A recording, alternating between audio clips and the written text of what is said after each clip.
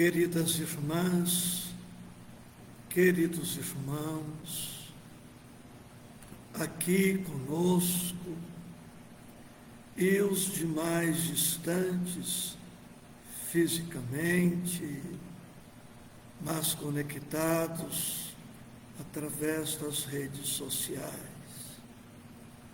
Rogo a nosso Senhor Jesus Cristo abençoar com a sua paz a todos nós. Nosso estudo bíblico, nesta oportunidade, a confissão de Pedro,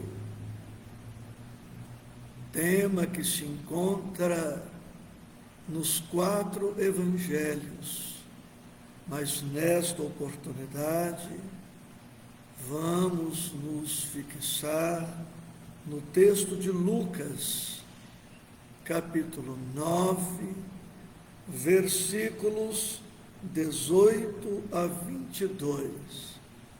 Quem puder, tenha a Bíblia ao alcance da mão, para juntos lermos e refletirmos.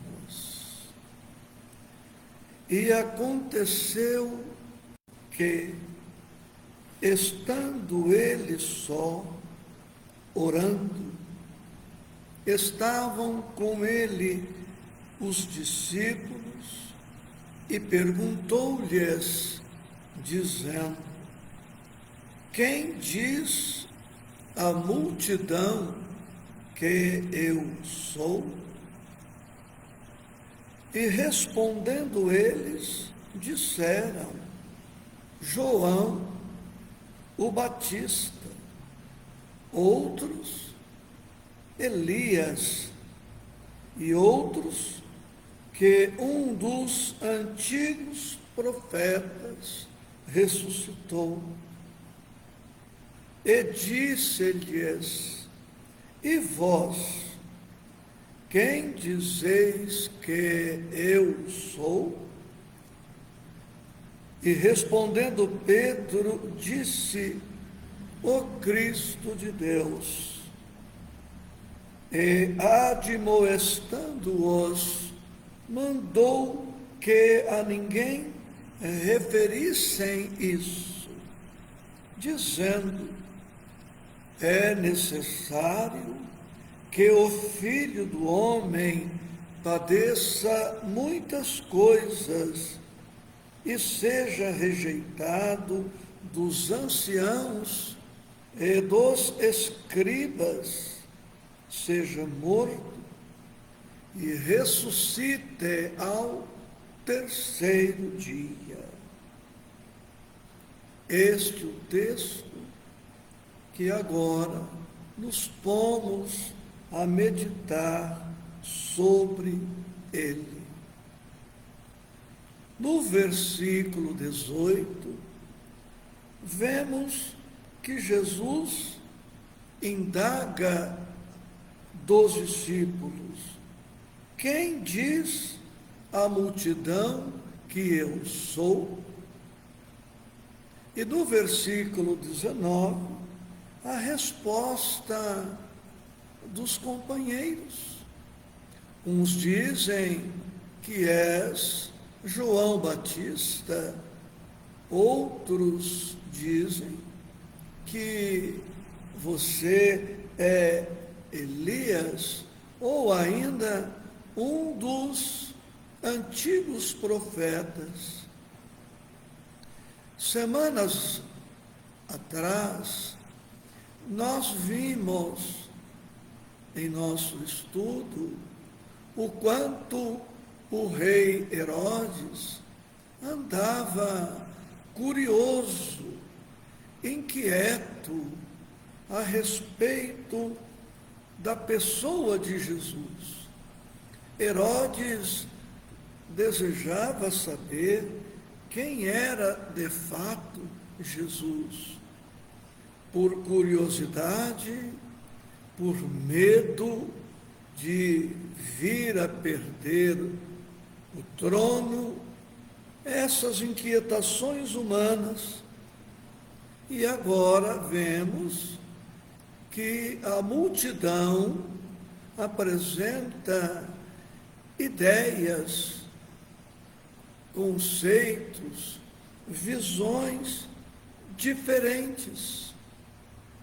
O povo dificilmente concorda sobre este ou aquele ponto, não só em relação a Jesus, mas em relação a tudo.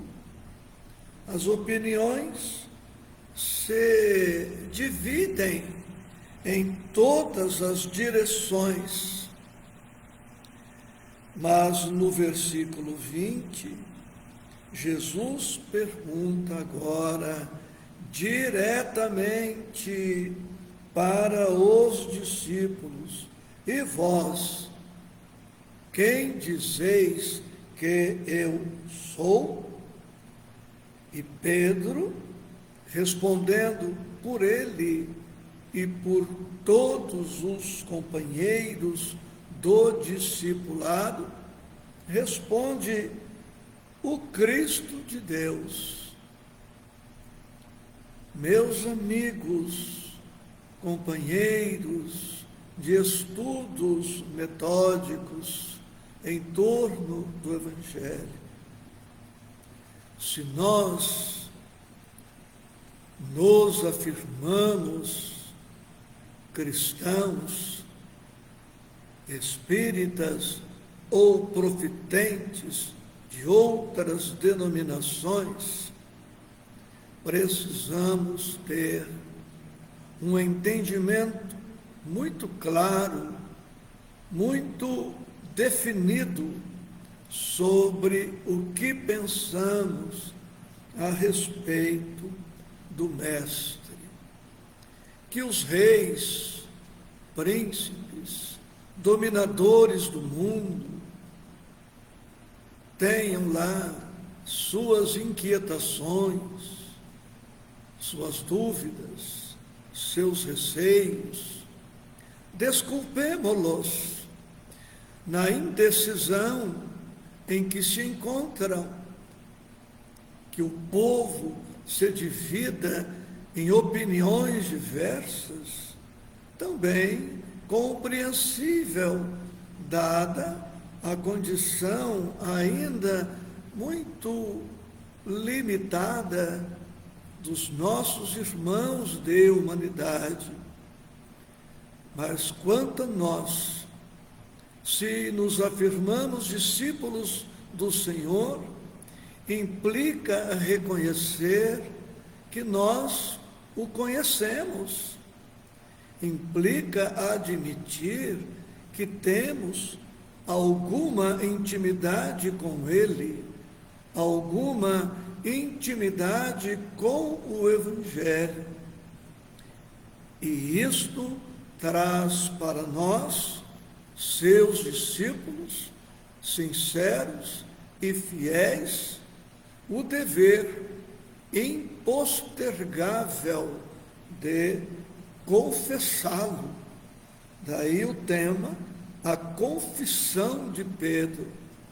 Precisamos, para os nossos corações, para a nossa vida, admitir, reconhecer, identificar em Jesus o Cristo, o governador espiritual da terra, o Mestre e Senhor das nossas vidas. Para nós, os discípulos, já não cabe mais a dúvida, os receios infindáveis.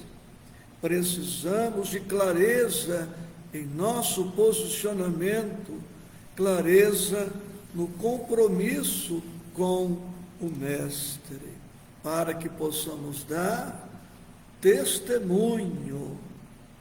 Em relação ao versículo 20, trago para nós hoje, do livro Pão Nosso, de Emmanuel e Chico, o que temos no capítulo 161.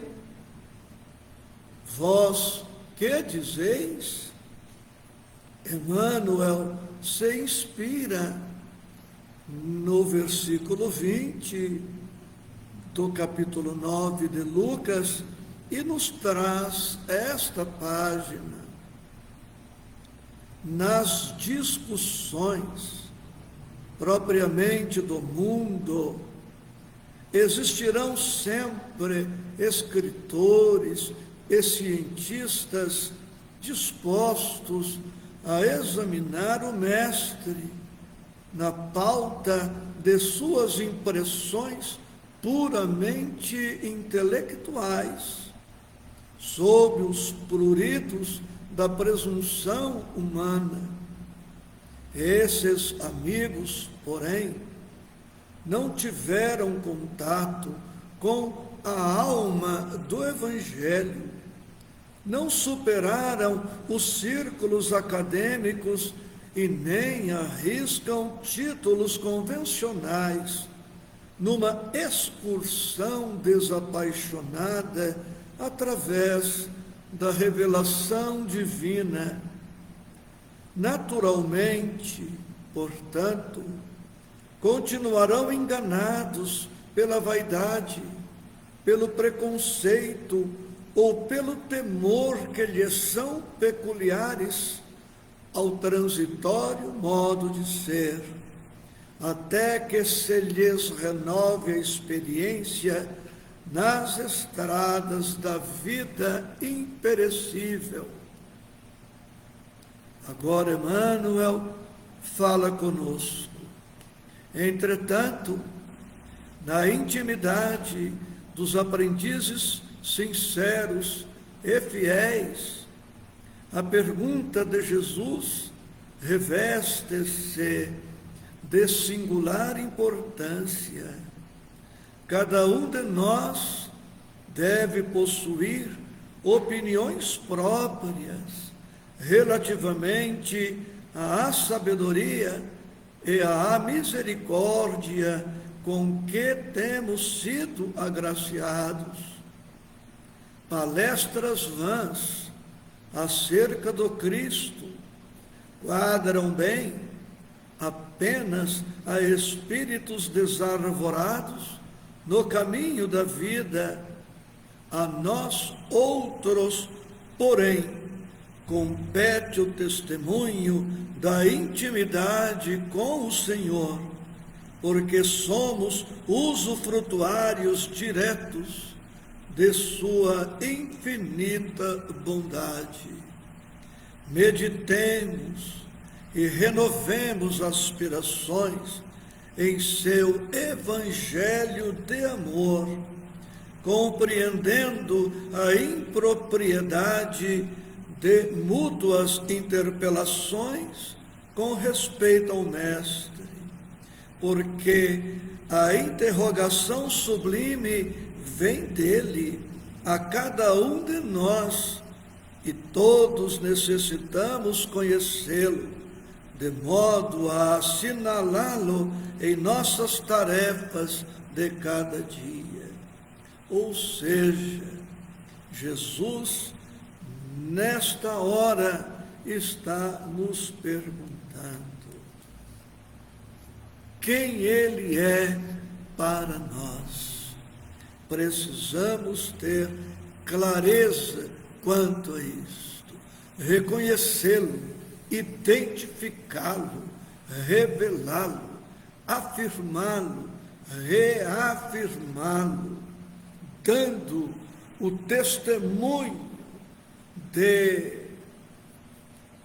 que Ele, de fato, está presente em nossas vidas. Amados, tenho aqui comigo hoje este livro que compõe a chamada série romana de Emmanuel e Chico. Um livro que já li, reli, trili, pentali, decali, e que estou relendo, estudando novamente. Em síntese muito apertada, conta a história de um grande amor paternal.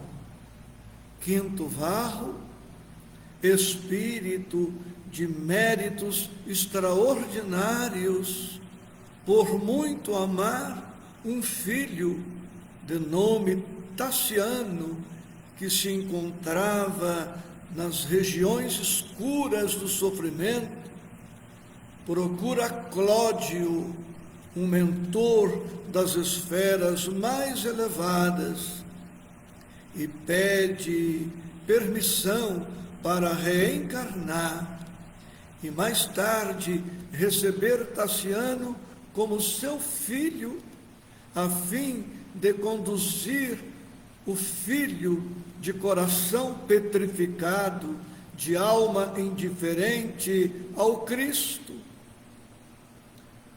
E o livro nos traz episódios da vida cristã do terceiro século. Vale a pena ler a obra, relê-la. E eu estou aqui com o capítulo 7. Quinto Varro está preso, está sendo julgado por representantes do imperador, isto nas Gálias Lugdunenses, que hoje corresponde ao território da França. Ele será condenado à morte e em pleno tribunal ele dá um testemunho extraordinário da sua fé, do seu amor pelo Cristo, ciente de que dará a própria vida em holocausto por amor ao Mestre. E eu destaco no capítulo 7 um momento muito tocante, quando Varro, depois de açoitado, ensanguentado, jorrando sangue pela boca, de repente, em pleno tribunal, acontece o que narro agora, atento ao texto de Emmanuel. Pai Corvino, que era pseudônimo de Quinto Varro, eu sou teu filho. Recolheste-me quando eu vagava na rua sem ninguém. Deste-me uma profissão e uma vida digna. Não sofrerás sozinho. Estou aqui. Todavia, no estupor geral que a cena impunha aos circunstantes, o benfeitor ferido, embora sangrando, inclinou-se para o rapaz e rogou: Crispo, meu filho, não afrontes a autoridade. Por que te rebelas assim, se ainda não foste chamado? Meu pai, soluçou o jovem, quase menino, também quero testemunho. Desejo provar minha fidelidade ao Senhor. E voltando-se para o representante de César, declarou: eu também sou cristão. Corvino acariciou-lhe os cabelos em desalinho e continuou: esqueceste que a maior exemplificação dos seguidores do Evangelho não é a da morte, e sim a da vida? Não sabes que Jesus espera de nós a lição de amor e de fé, e da fé onde respiramos? Meu testemunho no tribunal ou no anfiteatro será dos mais fáceis, mas poderás honrar o nosso Mestre de maneira mais sacrificial e mais nobre, trabalhando por Ele, em benefício dos nossos irmãos em humanidade, e por Ele sofrendo dia a dia. Vai em paz, não desrespeites o mensageiro do imperador. Como se o ambiente estivesse magnetizado por forças intangíveis, o moço, enxugando as lágrimas, saiu sem ser molestado por ninguém. Uma síntese do capítulo 7, sendo de observar-se que todo o livro é um hino de amor a Jesus, é uma confissão permanente da entrega, da renúncia, do sacrifício, da doação a esse Cristo, nosso Mestre e Senhor. No versículo 22 do nosso texto de hoje, Jesus diz: é necessário que o Filho do homem padeça muitas coisas e seja rejeitado dos anciãos e dos escribas, seja morto e ressuscite ao terceiro dia.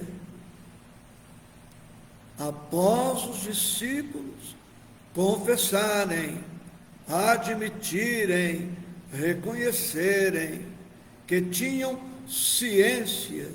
consciência de que Jesus era o Cristo esperado, Jesus lhes revela de maneira ainda clara o que estava por vir. Por esta razão, antes, no versículo 21, Jesus admoesta os companheiros, determinando-lhes que nada dissessem a respeito de quem ele era para a massa, para o povo. É preciso gradação, é preciso proporção na revelação da verdade. Os discípulos, então, ficam cientes do que estava por vir na vida do Mestre, o que significava que também para eles, oportunamente, chegaria o momento do sacrifício extremo, da renúncia total. E nós, que agora participamos deste estudo, se nos afirmamos discípulos leais e sinceros do Mestre, peguemos para nós esta informação do versículo 22. Também nós, em algum momento, em verdade, em muitos momentos da nossa trajetória, haveremos de experimentar grandes dores. Então, se você, alma querida, se sente atravessando alguma quadra especialmente desagradável, dolorosa, aceite, por mais doa, tente não se rebelar, aceite com resignação dinâmica com humildade dinâmica, procurando valer-se do ensejo para testemunhar a todos, especialmente aos desafetos, a excelência da sua fé, a excelência do seu amor, a certeza de que você tem consciência de quem é o Cristo e a quem você serve. Claro que estas observações servem também para mim, que aqui me encontro. As lutas chegam para todos e os discípulos do Senhor não devem estranhar. Mas nós que conhecemos o Mestre, que estamos buscando a alma do Evangelho, vamos aprendendo a sofrer diferente, sofrer aprendendo, sofrer crescendo, sofrer avançando, sofrer sublimando, para que possamos caminhar resolutamente ao encontro do Mestre, o Senhor das nossas almas, o Senhor das nossas vidas. A todos vocês que estão comigo, cujos nomes pude ler e não mencionei este ou aquele, mas amo-os e rogo a Jesus amparar a todos. Agora, vamos para o nosso pronto-socorro aqui em nossa casa, para o nosso momento de prece e vibrações muito especial. Gratidão com o Cristo permeando as nossas vidas.